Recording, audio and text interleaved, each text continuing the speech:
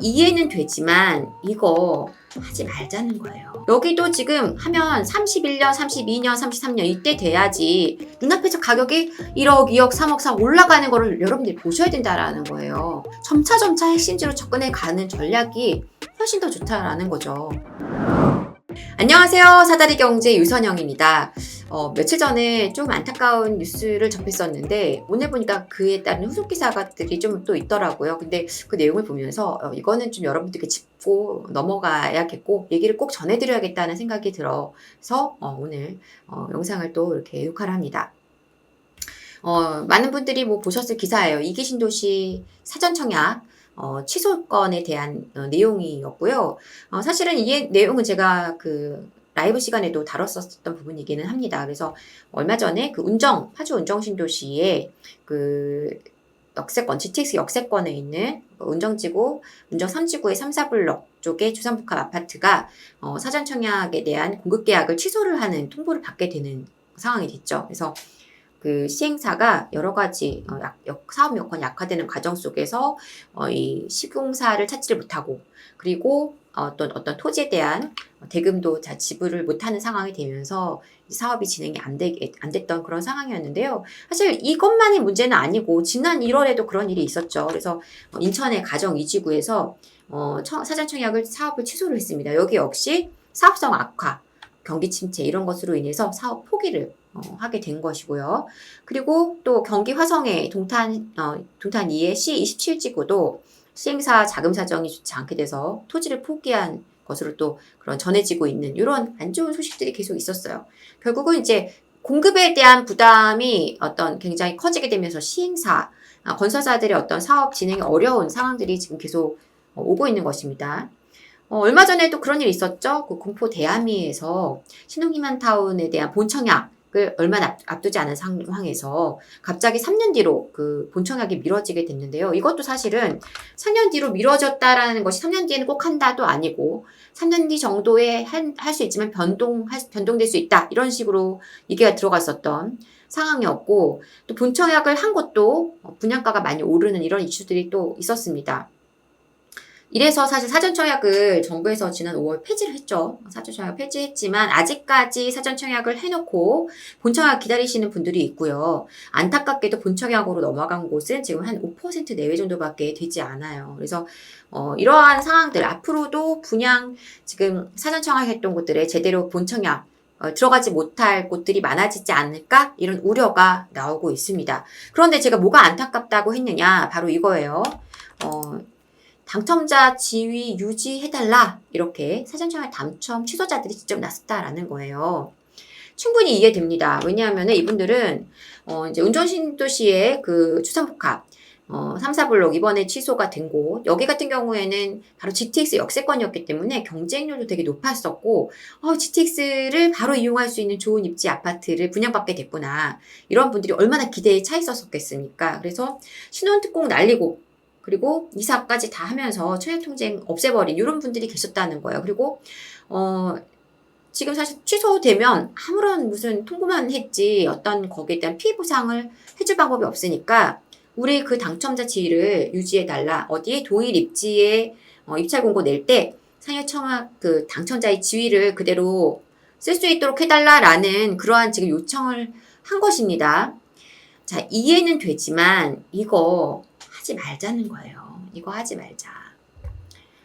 여러분 사실은 이거 본청약 기다리시면서 시간을 보내시는 거 저는 정말 하지 않으셨으면 좋겠어요. 마음은 이해하지만 별로 좋은 결과를 기대하기 어렵습니다. 그러니까 지금 사업 진행되려고 했던 것들도 사업이 지연되고 있고요. 그리고 3기 신도시 특히나 제가 3기 신도시는 여러 차례 많이 말씀을 드렸는데 3기 신도시를 기다리시는 분들이 많으시더라고요. 근데 이 3기가 사실 실제적으로 이제 본청약 들어가고 해서 아파트가 지어져서 입주하는 데까지 과연 시간이 얼마나 걸릴까요? 2027년, 2028년이면 입주가 가능할까요? 자, 제가 이제 보여드리는 자료를 좀 보시면은요.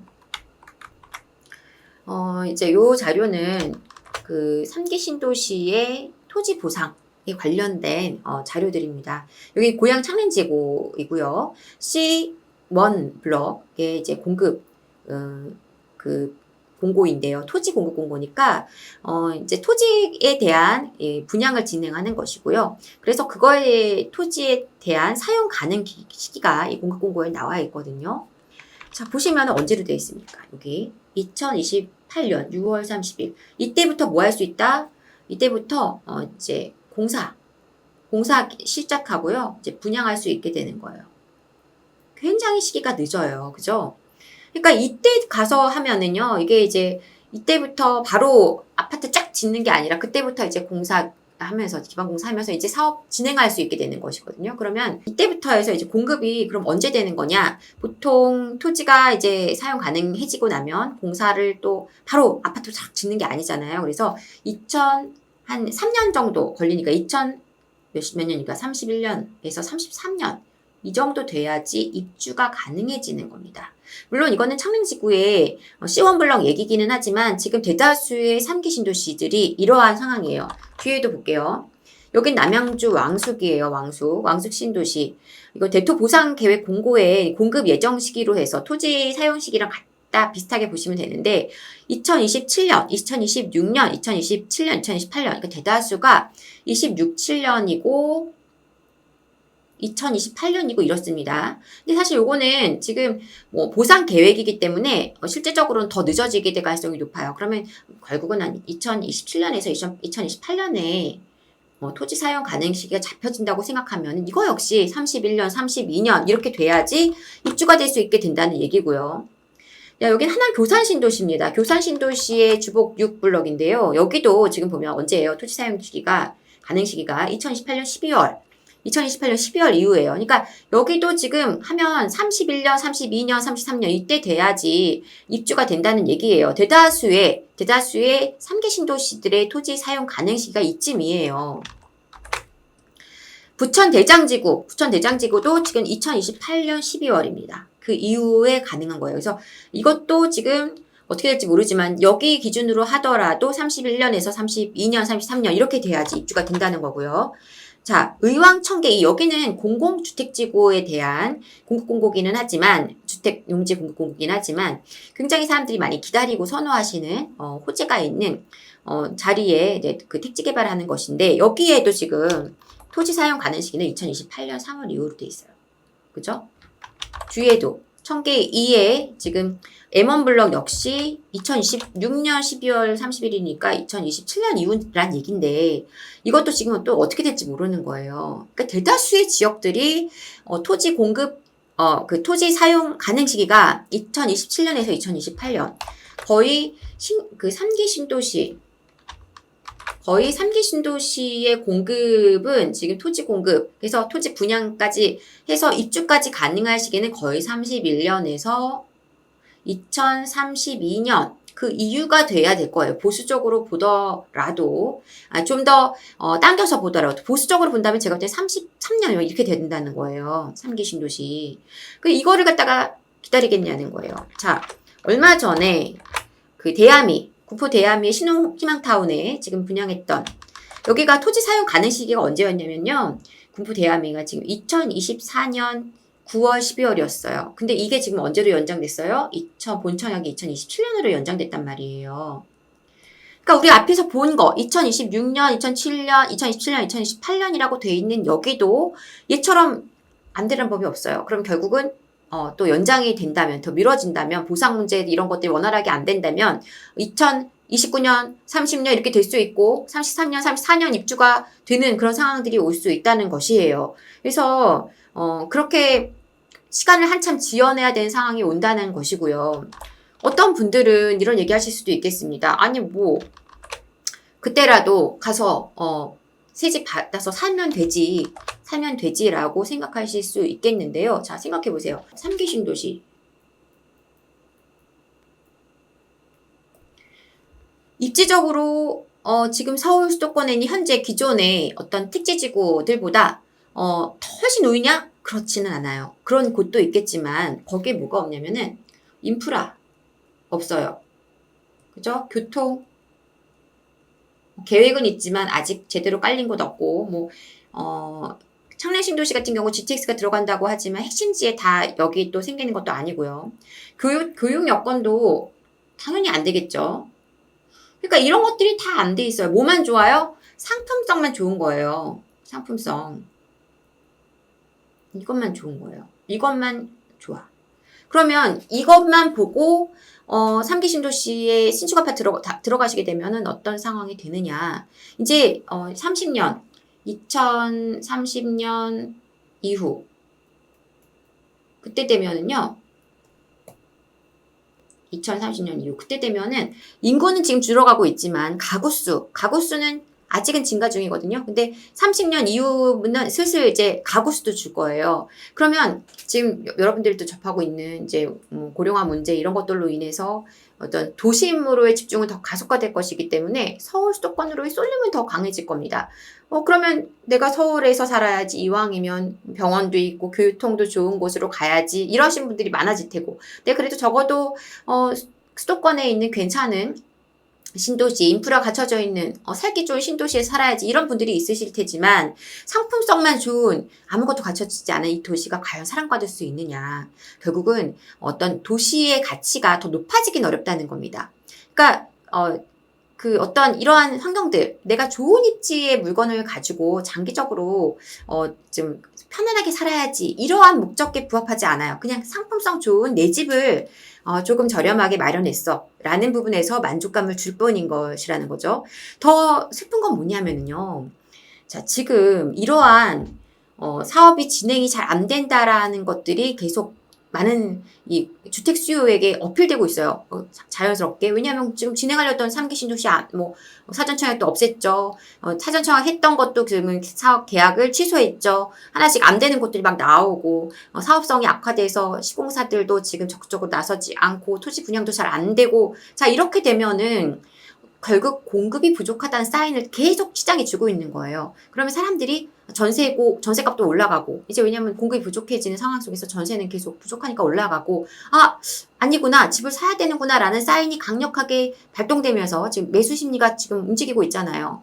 그러면은 여러분들이 한 2030년 앞으로 33년 이때까지 한 10년을 기다리는 동안에 내가 눈앞에서 살 수 있었던 할인가에 매수할 수 있었던 아직은 할인가에 있는 아파트들이 굉장히 많은데 그곳들이 눈앞에서 가격이 1억, 2억, 3억, 4억 올라가는 거를 여러분들이 보셔야 된다라는 거예요. 그걸 보면서 지켜보면서 계속 나는 3기 신도시를 가져갈 거니까 라고 생각하면서 기다리고 있어야 된다는 거예요.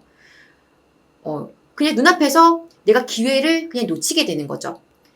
그래서 내가 최종적으로 받은 집이 더 좋은 집이고 더 훨씬 우위에 있는 거라면 상관없어요. 그렇지만 그렇지 않을 가능성이 더 많다라는 거예요. 왜냐하면 입지적으로 더 우위냐? 아니고 인프라 좋은 것도 아니고 교통 여건이 우수한 것도 아니라면 결국은 내가 좋은 아파트, 살기 좋은 신축 산다는 거 외에 다른 무엇이 있냐는 거죠.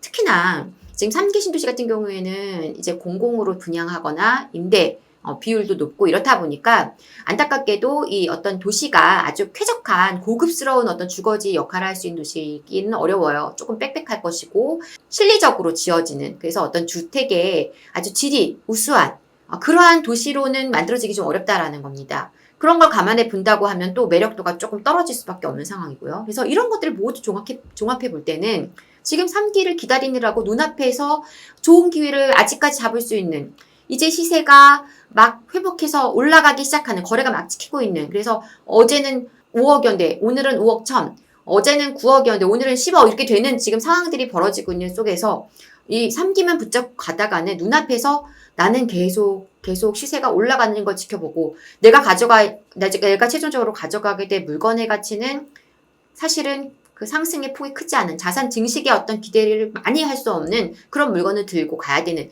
그러한 굉장히 불운한 상황이 만들어질 수 있다는 것입니다. 지금 같은 기회가 잘 오지 않아요. 이렇게 시장이 크게 많이 빠졌다가 회복했던 시장이 잘 없었고요. 이 회복의 속도가 어떤 타이밍이 다 다르다 보니까 먼저 회복을 빠르게 하면서 전고점 가까이 접근한 곳들도 있지만 다행스럽게도 아직 그 바닥에서 이제 탈출한 지 얼마 안 된 그러한 곳들도 많다라는 거예요. 그럼 그런 곳들을 우리가 지금 잘 선택하면 훨씬 3기 신도시의 상품성 좋은 그 물건보다는 훨씬 가치가 앞으로 높아질 수 있는 자산의 어떤 확장이라는 측면에서 훨씬 더 좋은 물건을 잡을 기회가 지금 눈앞에 있는데 굳이 왜 언제가 될지 모르는 언제 입주할지 모르는 그래서 온 가족이 계속 월세 전세를 전전하면서 그걸 기다려야 되는 선택을 하시냐는 거죠. 지금 선택해서 내 집으로 빠르게 마련하고 거기서 또 약간 시세가 오르면 좀 더 내가 모아놓은 자산, 모아놓은 저축해둔 작은 거 더해서 더 좋은 상급지로 이동하고 하면서 점차 핵심지로 접근해 가는 전략이 훨씬 더 좋다라는 거죠. 그래서 여러분들이 지금 약간 새 아파트에 너무 매몰돼 있으시면 안 되고요. 빠르게 기존 주택을 매수하셨던 분들이 벌써 불려간 자산의 가치가 훨씬 더 높다라는 부분을 잊으시면 안 됩니다. 그래서 여러분들이 부디 이 시기를 좀 잘 활용하셔서 좋은 기회의 발판으로 삼으셨으면 좋겠고, 전화위복이라는 말이 있잖아요. 그래서 조금 안 좋아한 악재가 오히려 좋은 것으로 바뀌어지는 그런 상황이 지금 사전청약이 이번에 취소되는 이런 이슈들이 아닌가 저는 생각하거든요. 그래서 여러분들이 이 상황을 오히려 좀 긍정적으로 받아들여서 이것을 오히려 좋은 기회의 어떤 발판으로 삼으셨으면 좋겠습니다.